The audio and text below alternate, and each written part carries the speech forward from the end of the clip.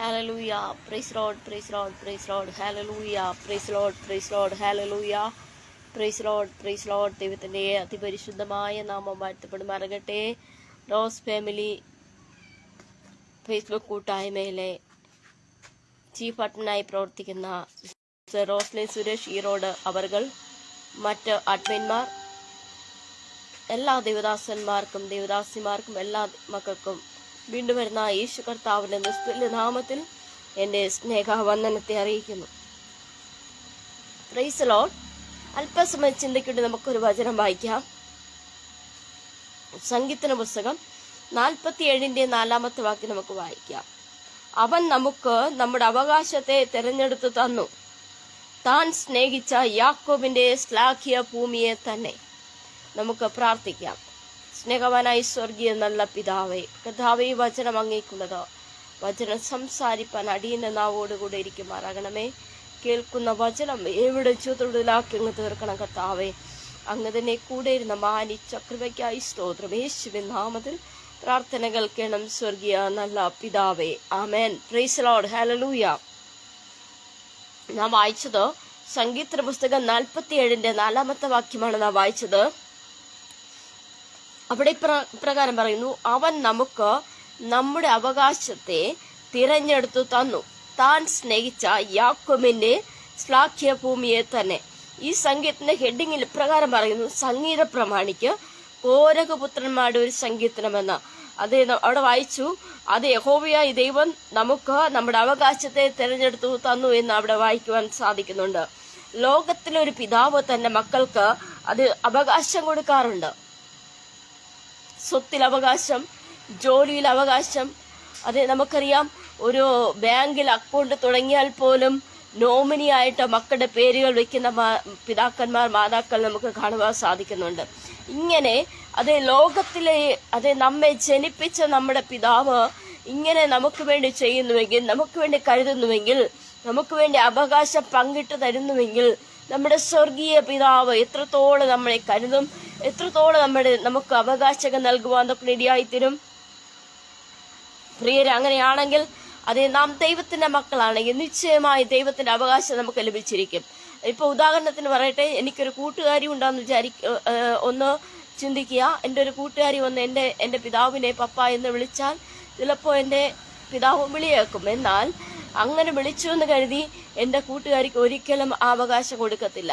ഇതുപോലെ എന്ന് വെച്ചാൽ സ്വന്തം മക്കൾക്ക് മാത്രമാണ് അവകാശം ലഭിക്കുന്നത്. എന്നാൽ ഇവിടെ നമുക്ക് കാണുവാൻ സാധിക്കുന്നുണ്ട്. അത് റോമർക്ക് ലേഖനം 8:17 പ്രകാരം പറയുന്നു, നാം മക്കളെങ്കിലോ അവകാശികളാകുന്നു. അടുത്ത് പറയുന്നുണ്ടോ, നാം ദൈവത്തിന്റെ അവകാശികളും ക്രിസ്തുവിന് കൂട്ടവകാശികളുമാകുന്നു എന്ന്. അതേ പ്രിയരെ, നാം ദൈവത്തിന്റെ മക്കളാണെങ്കിൽ ദൈവത്തിന്റെ അവകാശം നമുക്ക് ലഭിക്കുവാൻ വേണ്ടിയായിത്തീരും. എങ്ങനെയാണ് നാം ദൈവത്തിന്റെ മക്കളാകുന്നത്? യോഹന്നാന്റെ സുവിശേഷം 1-ാം അധ്യായം അതിന്റെ 12-ാമത്തെ വാക്യത്തിൽ പറയുന്നു, അവനെ കൈക്കൊണ്ട് അവന്റെ നാമത്തിൽ വിശ്വസിക്കുന്ന ഏവർക്കും അവൻ ദൈവമക്കളാകുവാൻ അധികാരം കൊടുത്തു. അതേ പ്രിയരെ, നാം യേശുവിൽ വിശ്വസിക്കുന്ന വ്യക്തിയാണെങ്കിൽ, ദൈവത്തിൽ വിശ്വസിക്കുന്ന വ്യക്തിയാണെങ്കിൽ, വിശ്വസിക്കുക മാത്രമല്ല അവനെ കൈക്കൊണ്ട് അവന്റെ നാമത്തിൽ വിശ്വസിക്കുന്ന വ്യക്തിയാണെങ്കിൽ നിശ്ചയമായി നമുക്ക് ദൈവത്തിന്റെ മക്കളായി തീരുവാനായിട്ട് സാധിക്കുന്നുണ്ട്. ഹല്ലേലൂയ. നാം ദൈവത്തിന്റെ മകനാണ്, മകളാണ് എങ്കിൽ ദൈവം നമുക്ക് അവകാശങ്ങൾ നൽകുവാൻ റെഡിയായിത്തീരും. എന്തൊക്കെയാണ് ദൈവം നമുക്ക് നൽകുന്ന അവകാശങ്ങൾ? നമുക്കൊന്ന് ചിന്തിക്കാം. ഒന്ന്, ജാതികളെ ദൈവം നമുക്ക് അവകാശമായി തരും. സംഗീത പുസ്തകം 2:8 പ്രകാരം പറയുന്നുണ്ട്, എന്നോട് ചോദിച്ചു കൊള്ളുക, ഞാൻ ജാതികളെ അവകാശമായും രാജ്യങ്ങൾ അവിടെ വായിക്കുന്നു, ഭൂമിയുടെ അറ്റങ്ങളെ കൈവശമായും തരുമെന്ന്. ഹല്ലേലൂയ. അതേ പ്രിയരെ, ജാതികളെ അവകാശമാക്കി തരുന്ന ദൈവമാണ് നമ്മുടെ ദൈവം. ഹല്ലേലൂയ. എന്നെ കേൾക്കുന്ന ദേവദാസന്മാരെ, ദേവദാസിമാരെ, നാളുകളിൽ നിങ്ങളുടെ സഭയിൽ ആത്മാക്കൾ കുറവാണോ? നിശ്ചയമായും ജാതികളെ അവകാശമാക്കി തരുന്ന ദൈവമാണ് നമ്മുടെ ദൈവം. എവിടെ വായിക്കുന്നുണ്ട്, എന്നോട് ചോദിച്ചു കൊള്ളുക. അതേ പ്രിയരെ, നാം ദൈവത്തോട് ചോദിക്കുന്നുവെങ്കിൽ ദൈവം നമുക്ക് ജാതികളെ അവകാശമാക്കി തരും. ഹല്ലേലൂയ. ഓ ഹല്ലേലൂയ.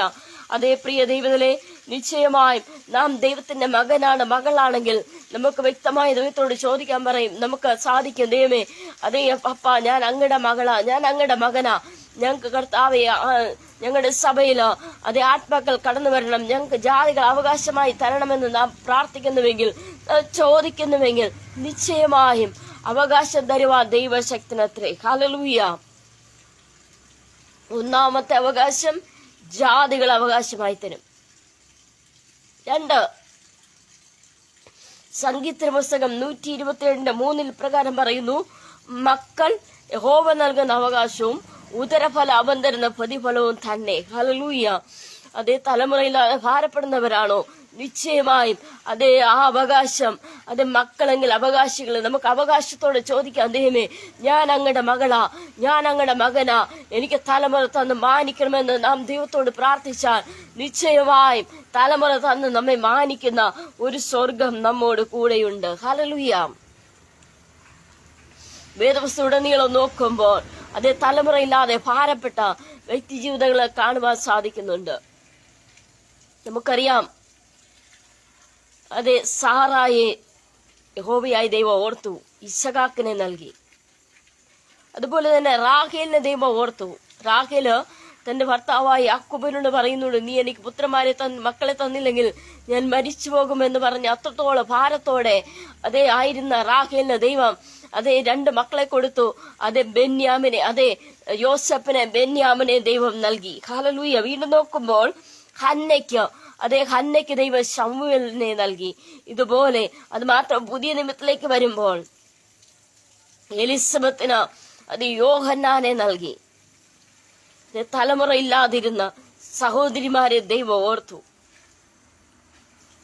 പഴയ നിമിത്ത് മറ്റൊരു വ്യക്തിയുണ്ട്, മാനോഹയുടെ ഭാര്യ. ആ സഹോദരിക്ക് ദൂതൻ പ്രത്യക്ഷപ്പെട്ടു. അവിടെ ദൂത് പറയുകയാണ്. ആ ദൂത് നിവർത്തീകരിച്ചു. ഒരു ശിംശോനെ ദൈവം നൽകി. പ്രിയരെ, മക്കൾ യഹോവ നൽകുന്ന അവകാശമാണ്. തലമുറയില്ലാതെ ഭാരപ്പെടുന്ന വ്യക്തി ജീവിതമേ, നിനക്ക് വേണ്ടി ഇറങ്ങുമെന്ന് പ്രവർത്തിക്കുന്ന ഒരു ദൈവം നിന്നോട് കൂടെയുണ്ട്. ഹല്ലേലൂയ. ഒന്ന് നാം ചിന്തിച്ചു, യഹോവയുടെ അവകാശം, 1 ജാതികളെ അവകാശമായി തരും, 2 മക്കളെ അവകാശമായി തരും. 3-ാമത്തെ കാര്യം നമുക്കൊന്ന് ചിന്തിക്കാം, അത് വസ്തുവക. നമുക്ക് വായിക്കാം. സദൃശ്യവാക്യങ്ങളുടെ പുസ്തകം 8:20-21 വായിക്കുമ്പോൾ അവിടെ വായിക്കുന്നുണ്ട്, എന്നെ സ്നേഹിക്കുന്നവർക്ക് ഞാൻ വസ്തുവക അവകാശമാക്കി കൊടുക്കുകയും എന്റെ ഭണ്ഡാരങ്ങൾ നിറയ്ക്കുകയും ചെയ്യേണ്ടതിന് യഹോവയായ ഞാൻ, അവിടെ വായിക്കുന്നു, ഞാൻ നീതിയുടെ മാർഗത്തിലും ന്യായത്തിന്റെ പാതകളിലും നടക്കുന്നു. ഹല്ലേലൂയ. പ്രിയരെ, നിശ്ചയമായും വസ്തുവകയിലെയോ നിനക്ക് അവകാശമാക്കി തരുവാൻ ദൈവശക്തനത്രേ. ദൈവത്തോട് നമുക്ക് അവകാശം പറഞ്ഞ് പ്രാർത്ഥിക്കാം. നാം യാചകരല്ല, ദൈവത്തോട് അവകാശം പറഞ്ഞ് പ്രാർത്ഥിക്കാം. ദൈവമേ, ഞാൻ അങ്ങയുടെ മകനാ, ഞാൻ അങ്ങയുടെ മകളാ, എനിക്ക് വസ്തുവക അവകാശമാക്കി തരണമെന്ന് നാം ദൈവത്തോട് ചോദിച്ചാൽ നിശ്ചയമായി വസ്തുവക അവകാശമാക്കി ദൈവം തരും. ഹല്ലേലൂയ. 4-ാമത് രോഗസൗഖ്യം മക്കളുടെ അവകാശമാ. മർക്കോസ് വിശേഷം 7:27 പ്രകാരം പറയുന്നുണ്ട്, യേശു അവളോട്, മുമ്പേ മക്കൾക്ക് തൃപ്തി വരട്ടെ, മക്കളുടെ അപ്പമെടുത്ത് ചെറുനായ്ക്കൾക്ക് ഇട്ട് കൊടുക്കുന്നത് നന്നല്ല എന്ന് പറഞ്ഞു. നമുക്കറിയാം, 25 മുതൽ വായിച്ചു വരുമ്പോൾ അവിടെ വായിക്കുന്നുണ്ട്, അശുദ്ധാത്മാവ് ബാധിച്ച ചെറിയ മകളുള്ള ഒരു സ്ത്രീ അവന്റെ വസ്തുത കേട്ടിട്ട് വന്ന് അവന്റെ കാൽക്കൽ വീണു. അടുത്ത് പറയുകയാണ്, അവൾ സുറഫോയിനിക്ക ജാതിയിലുള്ള ഒരു യൗവന സ്ത്രീ ആയിരുന്നു. തന്റെ മകളിൽ നിന്ന് ഭൂതത്തെ പുറത്താക്കുവാൻ അവൻ അവളോട് അപേക്ഷിച്ചു. ഹല്ലേലൂയ. പ്രിയരെ, ആ അപേക്ഷ ദൈവം കേട്ടോ. ആ സമയത്ത് യേശു പറഞ്ഞ കാര്യമാണ്, മുമ്പേ മക്കൾക്ക് തൃപ്തി വരട്ടെ എന്ന് വെച്ചാല് ദൈവത്തിന്റെ മക്കൾക്ക്, അല്ലെങ്കിൽ ദൈവ മക്കളാണോ നാമെങ്കിൽ, നാം ദൈവത്തിന്റെ മകനാണോ മകളാണോ എങ്കിൽ രോഗസൗഖ്യം നമ്മുടെ അവകാശമാണ്. ഭൂതബാധയിൽ നിന്ന് സൗഖ്യം മക്കളുടെ അവകാശമാണ്. പ്രിയരെ, ഇവിടെ എന്തിനാ ചെറുനായ്ക്കളോട് ഉപമിച്ചത്? മത്തായി സുവിശേഷത്തില് അവിടെ കാണുവാൻ 7:6 പറയുന്നു, വിശുദ്ധമായത്, അവിടെ വായിക്കുന്നു, എന്ത് കൊടുക്കരുത്, വിശുദ്ധമായത് നായ്ക്കൾക്ക് കൊടുക്കരുതെന്ന്. പ്രിയരെ, അവിടെ യേശു കർത്താവ് പറഞ്ഞ ഇപ്രകാരമാണ്, അതേ രോഗസൗഖ്യം മക്കളുടെ അവകാശമാണ്. അവിടെ വായിച്ചു, മുമ്പേ മക്കൾക്ക് തൃപ്തി വരട്ടെ. പ്രിയരെ, നാളുകൾ നമുക്ക് അവകാശം പറഞ്ഞ് പ്രാർത്ഥിക്കാം. ദൈവമേ, ഞാൻ അങ്ങയുടെ മകളാ, ഞാൻ അങ്ങയുടെ മകനാ, എന്റെ രോഗത്തെ അങ്ങ് സൗഖ്യമാക്കണം. നിന്റെ രോഗത്തെ സൗഖ്യമാക്കുന്ന യഹോവയായ ദൈവം അതേ താങ്കളോട് കൂടെയുണ്ട്. അതേ പ്രിയരെ, നിശ്ചയമായും അത് നിന്നോട് കൂടെ ഇരുന്ന് അതിന്റെ അവകാശങ്ങൾ ചോദിച്ചു വാങ്ങണം. നാം ചിന്തിച്ചു എന്തൊക്കെയാ? 1, ജാതികൾ അവകാശമായി തരും. 2, മക്കളെ അവകാശമായി തരും. 3, വസ്തുവക അവകാശമായി തരും. 4, എന്താണ്? അതേ 4ാമത്തെ കാര്യം നാം ചിന്തിച്ചു, രോഗസൗഖ്യം അവകാശമായി തരും. 5, നമ്മുടെ അവകാശം നിത്യജീവനാണ്. അതേ പ്രിയരെ, ഈ നാളുകളിൽ നമുക്ക് നമ്മെ ഒന്ന് സമർപ്പിക്കാമോ? നമുക്ക് ദൈവത്തോട് ചോദിക്കാം, ദൈവമേ, ഞാൻ അങ്ങയുടെ മകളാ. നാം ചിന്തിച്ചു എങ്ങനെ ദൈവത്തിന്റെ മകളായി തീരുവാൻ കഴിയുമെന്ന്. യോഹന്നാൻ അപ്പോസ്തലൻ ഇപ്രകാരം പറഞ്ഞു, അതെ, അവനെ കൈക്കൊണ്ട് അവന്റെ നാമത്തിൽ വിശ്വസിക്കുന്ന ഏവർക്കും അവൻ ദൈവ മക്കളാകുവാൻ അധികാരം കൊടുത്തു. ഹല്ലേലൂയ. അങ്ങനെയാണെങ്കിൽ പ്രിയരെ, നാം ദൈവത്തിന്റെ മകനാണോ മകളാണോ നമുക്ക് നമ്മെ ശോധന ചെയ്യാം. നാം ദൈവത്തിന്റെ മകനാണ് മകളാണെങ്കിൽ ഈ അവകാശങ്ങൾ നമുക്ക് ലഭിക്കാൻ റെഡിയായി തരും. ഇത്രയും സമയം നാം ചിന്തിച്ചത് യഹോവ നമുക്ക് നൽകുന്ന അവകാശത്തെ കുറിച്ചാണ്. എന്നാൽ യഹോവ നമ്മുടെ അവകാശമായിരിക്കണം. സംഖ്യാപുസ്തകം 18:20 അഹരോനോട് യഹോവയായ ദൈവം പറയുന്ന കാര്യം പ്രകാരമാണ്, നിനക്ക് അവിടെ ഭൂമിയിൽ ഒരു അവകാശം ഉണ്ടാകരുത്, അവിടെ ഇടയിൽ നിനക്കൊരു ഓഹരിയുമരുത്. ഇസ്രായേൽ മക്കളുടെ ഇടയിൽ ഞാൻ തന്നെ നിന്റെ ഓഹരിയും അവകാശവുമാകുന്നു. പ്രിയരെ, യഹോവയായ ദൈവം നമ്മുടെ അവകാശമായിരിക്കണം. നാം അവകാശമായതിനെ നാം എന്റെ എന്ന പദം ചേർത്ത് പറയാറുണ്ട്. എന്റെ ഭവനം, എന്റെ മക്കൾ, എന്റെ ഭർത്താവ്, എന്റെ ഭാര്യ, എന്റെ സഭ എന്ന് നാം അവകാശം പറഞ്ഞ് പറയാറുണ്ട്. ഇതുപോലെ യഹോവയായ ദൈവത്തെ അവകാശം പറഞ്ഞൊരു വ്യക്തിയാണ് ദാവീദ്. സംഗീതത്തിന്റെ പുസ്തകം 23:1 പറയുന്നുണ്ട്, യഹോവ എന്റെ ഇടയനാകുന്നു, എനിക്ക് മുട്ടുണ്ടാകുകയില്ല. ഹല്ലേലൂയ. അതേ പ്രിയരെ, നിശ്ചയമായി നിനക്ക് വേണ്ടി തക്ക സമയത്ത് ഇറങ്ങി വന്ന് പ്രവർത്തിക്കുന്ന ഒരു യഹോവയായ ദൈവം അതേ താങ്കളോട് കൂടെയുണ്ട്. അടരക ദുരമന വൈഡമന. ഹല്ലേലൂയ. അതേ